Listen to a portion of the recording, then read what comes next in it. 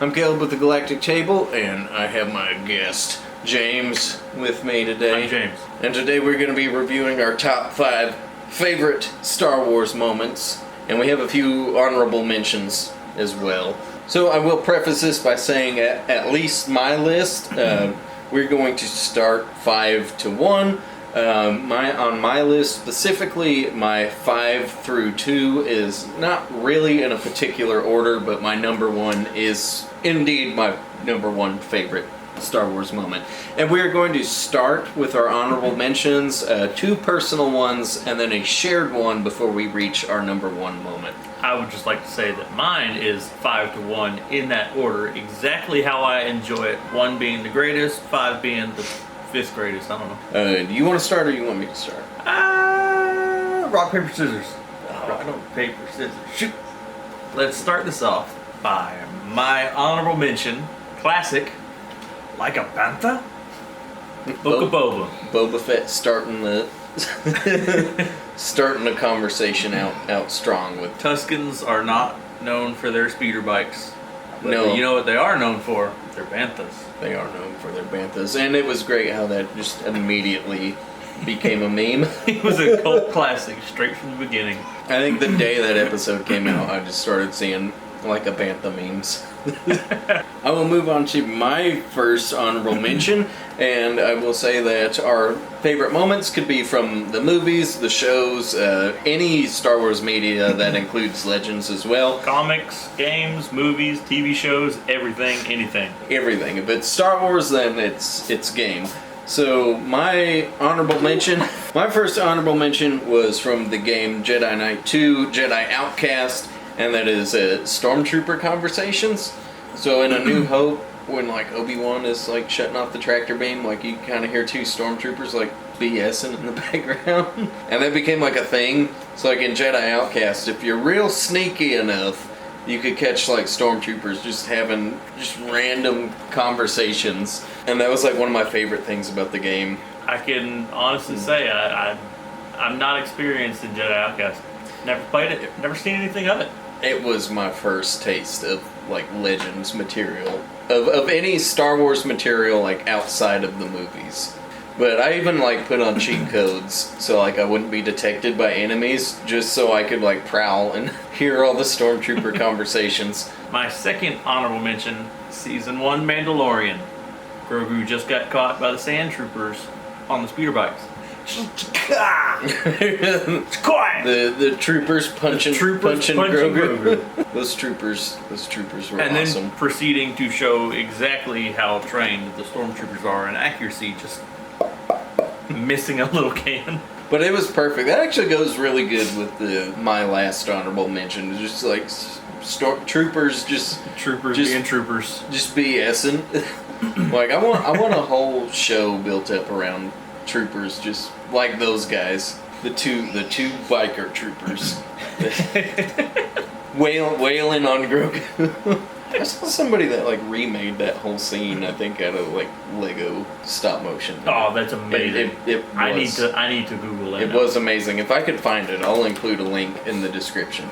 All right, my second honorable mention was we're going to the Clone Wars. We all remember the D Squad arc.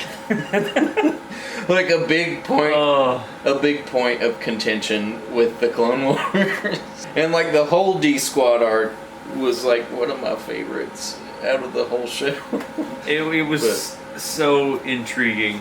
It was really bizarre and weird. My specific moment is just like Meeber having an existential crisis when they were in the void, which, you know, I feel that. Toto, get away from the light. That was almost bad. That was also the plot point that introduced Gregor. Something about Meeber Gascon, though. I was like, I feel that guy.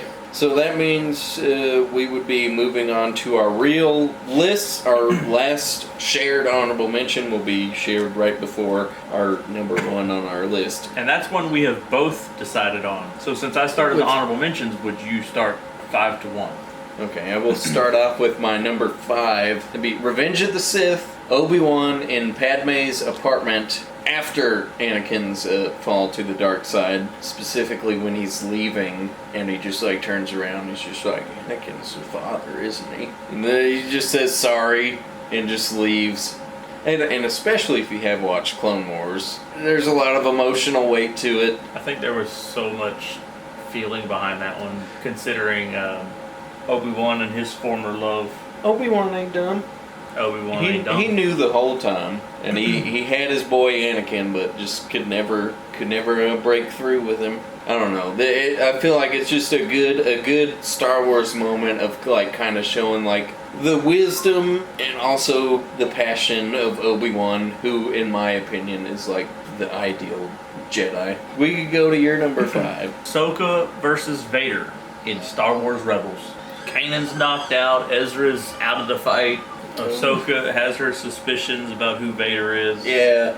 Vader says that he killed Anakin, so she's like, so I will avenge my master. Yeah, I don't. When she like busts his helmet open and you get like the eye, and then like the mix of the Anakin and Vader voice like together, just saying her name. Yeah, no, there's a lot of emotional like weight behind that entire scene. He's still Anakin's still there. Anakin's still there, but he's so fallen and twisted though that he immediately snaps out of it and just like goes back to like, then you will die. Also in that same sequence, he delivers that great line to Ezra when Ezra says he's not scared of him, and he's just like, well, then you'll die braver than most. Like that. I forgot about that line. Man. That was a great line from the same sequence, which I'm throwing in another moment and onto that. But they go hand in hand. So we will go to my 4th. War of the Bounty Hunters. Good one. Boba Fett torching Chewbacca at Crimson Dawn's auction. Revival meeting, I don't know. Yeah, their auction of Han and Carbonite. Lando, Leia, and Chewie are all there. It's like trying to get Han back as well. And somehow Boba Fett's in the same back room, hidden in the shadows with them. Sneaking around. And they're all like, we need to fight, but quietly. Yeah, no blasters like, that'll alert them. Lando was like stressing that the entire time. Nobody shoot anybody. We're all gonna get shot. So obviously Chewie's just sitting there. And Boba was like egging him on too, because I remember he had a line when like Chewbacca was getting ready to throw down with him, where he was pointing at those braids and was like, "That could be your uncle's or your aunt." Like he's just taunting him. Oh, I forgot about that one.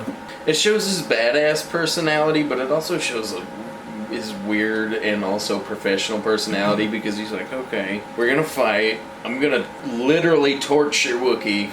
After that, like Lando's patting down Chewie with this cape, and Boba's just like, hey, I know we're after the same guy, and that's fine. Just stay out of my way, and I'll stay out of your way. No thanks, pour out. Okay, that was my number 4. My number 4 is kind of contradictory because it's number 4, but it's Fives. In specific, Fives' death. That's what started all the hatred for Fox. Because wasn't Fox the one that shot him? I don't remember who exactly shot him. However, because I know the Coruscant Guard was there. It probably was Fox at that point, to which Fox was kind of a dick the whole time, so I'm fine with all sorts of Fox hate. Then everything with Tup, and then uncovering pour one out for Tup. That whole sequence was devastating. I think it hurt too, because like as the audience, like you know that Fives isn't lying, but like also just like Anakin, because you know he was erratic, off his meds at that point. Yeah, he was erratic and acting wild. I don't remember like if he had been drugged or something, which sucked so bad, because then you had like Rex and Anakin were like, yeah, it's okay, Fives, we hear you. The rest of the guys shown up. We hear you, it's fine. And that left Echo as the final member of Domino Squad. At that point, Echo would have been a damn separatist experiment, which we didn't. Yeah, at that point, actually, I want to say at that point, all of Domino Squad was deceased. Yeah, and we didn't know Echo's fate until season 7. And speaking of season 7, that takes me to my number 3. The execution of Order 66 But I'm thinking specifically of Ahsoka on the bridge of the Jedi Star Cruiser when Order 66 goes down. Now, like, I grew up in the time period, okay, where the only time you ever saw Order 66 was Revenge of the Sith. Ain't nothing about no inhibitor chips or nothing. But then as time goes on, we've seen so many different like perspectives of Order 66, and then Clone Wars with the inhibitor chips. To me, like the Ahsoka Order 66 scene, for me personally at least, carried the most emotional weight, and I think it's mostly because of two things: her sensing what was happening with Anakin at the moment, and then her interaction with Rex. Her interaction with Rex, she could feel in the Force Order 66 happening. Even Maul could feel what was happening. The Maul sequence was cool. Just like he's locked up in his little Mandalorian box. But he's just like, let me out! Just shifting his eyes around, like with the Revenge of the Sith dialogue over it. Turns around to a trembling Rex. What's even worse about it all is all of the 501st, in preparation for Ahsoka's return, painted their helmets to match her. I know. And all of them had to turn at that moment. Bro, the writers and directors really just had to be like, how are we going to make this sting as bad as possible? What's the best way to stab you right in the back? Yeah, how can we make the audience hurt as much as possible? My number 3, some people say, should probably be the first, maybe even the second. Mine is the Annie-Obi duel. End of Revenge of the Sith. A lot of emotion behind it. Yeah, man, that's one of my favorite points to make with the Obi-Wan and Anakin duel is maybe not so much these days, but I certainly remember lots of complaining about the acting. To me, there was so much emotion behind that duel, and you and Hayden, the job that they did, to me that really, really came across as two very close people going at it. Yeah, it's there was a lot of emotional weight behind with that. the Annie-Obi spin, I saw a video about that described it as student versus master, but Anakin quickly joined in on it to prove to his master, yes, I know that too, you taught me that as well. Yeah, see, I like that too because I have seen people complain about the twirl before because you're like, yeah, they're showing you shishiori. Yeah, it's more than just trying to kill each other. It's storytelling. It's Anakin proving to his master, yeah, and I am equal, if not superior. Definitely, especially since, at this point, Anakin succumbed to the dark side, and his biggest character flaw of arrogance is coming through. That's just another way to taunt Obi-Wan. I would have to agree. I don't know that I will ever see a duel that great again. That was a great number 3 and a great Star Wars moment. I'm glad you put it on there because I almost did. But we'll go to my number 2, which we've talked about all these things with a lot of emotional weight behind it. But my number 2 is Empire Strikes Back, which is 2 moments, but I'm counting it as one because it's the same line. Han and Lando both dramatically emphasizing that it's not my fault, which is a Star Wars line that has affected me to the point of almost throwing that line into my daily life. And as being his coworker, I can attest to that. I've heard it very much, and most of the time I don't connect the dots that that's what he's referencing. Yes, every time I say it, I'm getting to think of just my one little brief moment to Han Solo everyone for a minute. I just love that both times is the Millennium Falcon messing up and malfunctioning, and both of them at different points in time just it's not my fault. It's not my fault. I love that because it's usually a character trait that's frowned upon. We live in a society where you need to take responsibility, even if it's not your fault. Don't say anything. Just be the bigger person and resolve the issue. But you got some low-life scoundrels it's not my fault. Some low-life scoundrels like Han and Lando. Of course, they're going to be the first ones to be like, "It's not my fault." And so I take my chance to be a low-life scoundrel, and whenever something bad happens, It's not my fault. I just love how the Millennium Falcon is, like the fastest ship. It's the star, but at the same time, it's a piece of junk that doesn't always work. And it's not my fault. And it's not my fault. And that seems like a perfect sequence to move into my number 2. Yeah, what is your number 2? It's not my fault that we're moving on to your number 2. My number 2 has to go back to Rebels, Obi-Wan and Maul. The final duel between the two. Long time coming, long time in preparation. I just said something about the duel between Obi-Wan and Anakin is like the best duel, but This is like the shortest duel. that's not my fault. But That's not my fault. that is another like highly emotional duel. There's so much storytelling in just the small time that it takes. Between Obi-Wan assuming Qui-Gon's stance, Maul at the same time recognizing it and going for the same strike that ended up killing Qui-Gon. To which Obi-Wan, I'm assuming, played that duel in his head multiple times over the years. Anytime he probably thought about it, he'd replay it. He was prepared, whereas Maul was arrogant. Yeah, Maul was lashing out a straight up arrogance. I didn't know that Darth Maul was using the same killing blow that he used on Qui-Gon. Once I found that out, like I already thought it was an emotional duel, and then once I found that out, I was just like, oh god. Like the perfect battle, light versus dark, Jedi versus Sith. But yet at the same time, right then and there, they knew each other better than they've ever done before. Yeah. And Maul's final words, asking who Obi-Wan is protecting, if they're the chosen one, Obi-Wan replies, yes, they are, that he would avenge us. I don't personally know, I haven't looked into what that means, but my personal thought on it is to avenge us as people who have been wronged by Sidious, being the Jedi as well as his former apprentice Maul.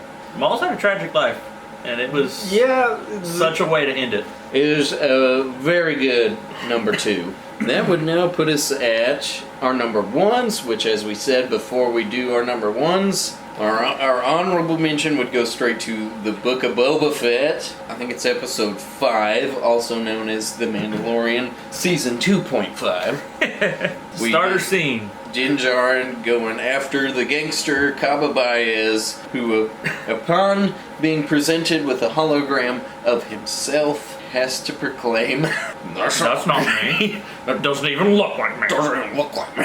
It doesn't even look like me. And I love that we both. I love that we both like that scene so much because, like the hour it came out, I sent him a text. yeah, That's not me. Doesn't even look like me. every episode of Book of Boba Fett, where we live in the Central Time Zone, when it's released, that means it's coming out at 2 in the morning, not midnight. And we wake up at 4 to go to work. We're getting up at 2 in the morning to watch this. And I think the entire day was nothing but, that's not me. The entire day. Not just the entire day, but up till this point, too. It's still, that's not me. Oh my gosh, that's not me. Doesn't even look like me. But I think it's one of my favorite things about that too is like anybody else that I've watched that with, whenever that scene comes on, they have like No reaction. no reaction at all. Not a bit. Just nothing. I haven't even seen a meme about it. I know. But it's just a meme in our lives. That's not me. Doesn't even look like me. Doesn't even look like. Doesn't even look like me. As if the big freaking stud right here isn't noticeable and distinct enough. And man, I'll gotta say that was a brutal moment too. Just Mando cut him in half, Oh my and then chop his head off and walk around with his head in a green bloody sack around town. Like this is fine. Yeah, maybe I might watch it with somebody else, and there might be a chuckle. I don't know if people just don't think it's funny, or if they're just caught up in kind of the drama of Din Djarin coming back and doing some badass stuff again. But That's not me. Doesn't even look like me. Really? That was Boba Fett's reaction to Mando stealing his show. It kind of makes me hurt a little bit. Man, that's one of those things where, like, at 2 in the morning, I don't even have the capacity to laugh. It's like and somehow it made that me laugh. squeezed it out. It's not me. That's not me. That's not me. Doesn't even look like me. That's not me. Doesn't even look like me. So now that we've established that it's not my fault and that doesn't even look like you, We can move on to our number one. Number one. We both knew it was the number one. Yeah. As soon as we asked each other. Like, we mentioned a number one spot, and we both just looked at each other because not only have we talked about "Don't look like me" many times, but we have discussed this moment in Star Wars An incredibly over amount of time. We just discussed this moment amongst ourselves way Personal more. time, anytime, every time. Yeah, way more than anybody should discuss one single scene.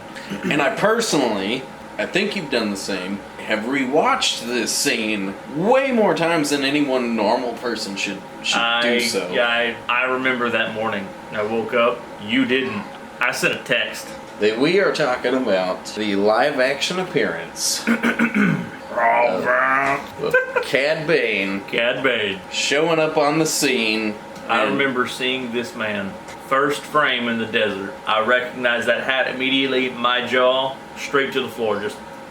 There was a lot of speculation that Cad Bane would show up for Book of Boba Fett, and I was a staunch. I wasn't against it. It's not that I didn't want it to happen. I was a staunch denier because I didn't want to get my heart broken. Cad Bane is one of my all-time favorite characters. I was so sure that they weren't going to do it. So I thought it was really bizarre whenever Cobb's just chilling, you know, after he says they were going to have like a town meeting or something. Then like the wind chimes happen, and this is 2 a.m. too. And I remember sending him a text saying, "You won't believe this," in full caps.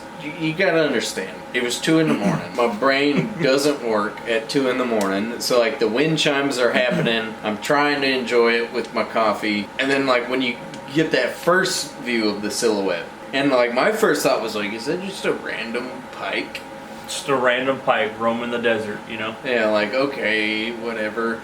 And then the second time it showed the silhouette, I immediately picked out the hat, and I was like, no. It was like, this can't be happening. Stupid. I thought it was a pike. Stupid. Yeah, and once the hat walked up, I was still... And then, you know, when it finally gets, like, close up on him, even with my, like, sleep-deprived, like, still booting up brain kicking into gear, I was just like... I was tripping. From the Clone Wars... progressively, every time he's reintroduced is just like cooler and more evil. It's like, cool, who's going to die this time? No, this is what happened. They were like, we're going to bring Cad Bane in, and we're going to cast Satan to play him. I remember, and me and you had talked about it, the look, because that was a big controversy at the time. Whereas it was Cad Bane, it was awesome, it was so cool, but at the same time, he looked so weird. Yeah, first time you see him in real life, it's just live action. You're like, what? It did look weird, and I remember there were people that were upset about it. To me, I definitely took notice that something looked off. It wasn't that I thought they did a bad job, it's that I thought he also looked very creepy. Like, he was so... He creeped me out. He scared me. He really did. At 2 a.m, watching that and seeing that for the very first time, like, I genuinely felt unsettled once he, like, looked up and, like, you actually, like, saw his full face. Oh, wow. Like, if he had a nose, it would be scrunched.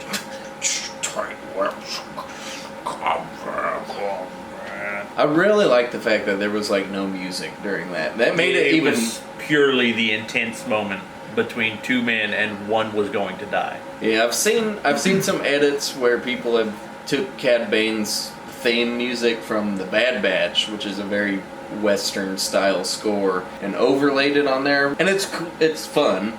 They're not bad edits; they're good edits, and it's fun, and it adds a different element to it. But I think it just doesn't strike the same as the silence. The way it is in the show, with just a little bit of background, like the whistle of the wind. Yeah. The sounds of the desert. It's just quiet. The fact that Cad Bane showed up, and I like how, like, it's almost like Cobb Vanth was trying to do the Star Wars space equivalent of some kind of, like, Southern hospitality. You know, asking his name. Seeing what his business is, seeing what his business is. And Cad Bane is just like, yeah, you're gonna listen to what I... I'd be careful where I was sticking my nose. Yeah, he just goes straight to threatening. Straight to threatening. Like, he's not gonna play around or nothing. He's just like, he came there hoping that there was gonna be a problem. His negotiation was definitely, he always wanted it to be at the end of his blaster. Like, Just remember, the sheriff's not for sale.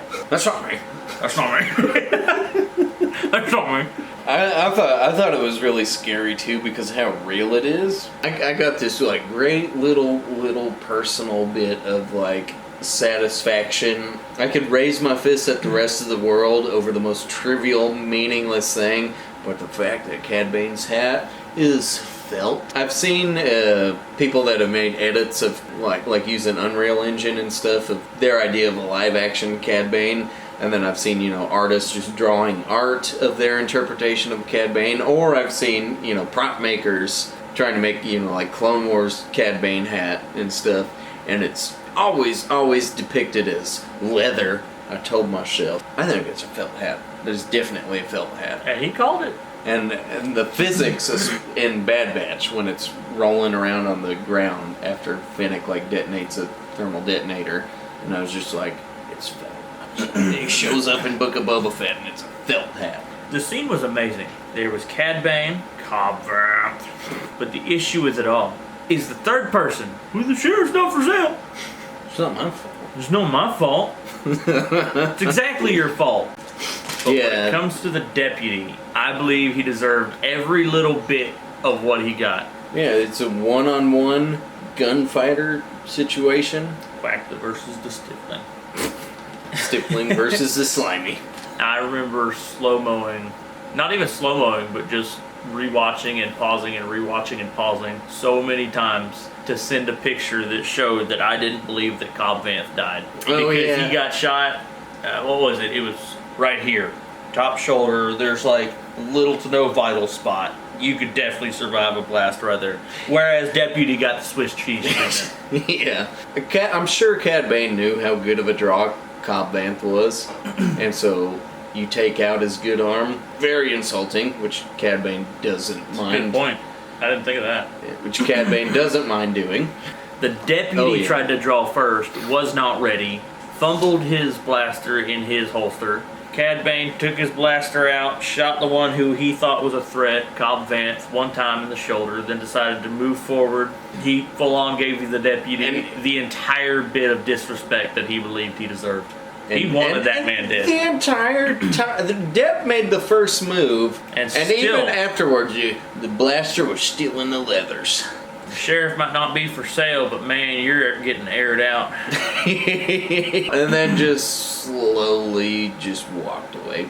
That's one of the reasons why he is my favorite. He's like one of the few bad guys that he sees plot armor and he just Swiss cheeses it and gets his job done. He might have plot armor, but he's got a plot bullet. And I think that's probably a good point to come to the conclusion that Cad Bane's the awesome one, and that's it.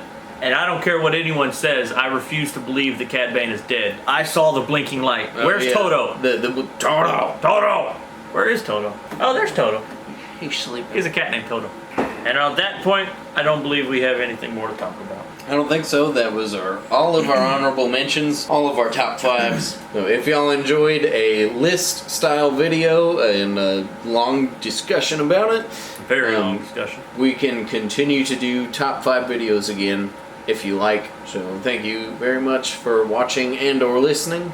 We will see you next time. See you next time. If you want to, feel free to leave your top 5 favorite Star Wars moments down below, and we will check it out. I'm always looking for extra things to watch. Extra things to watch. Extra things to watch. That's not me. It doesn't even look like me. It's not my fault. It's not my fault. It doesn't even look like me. Whatever YouTube's paying. We won't now.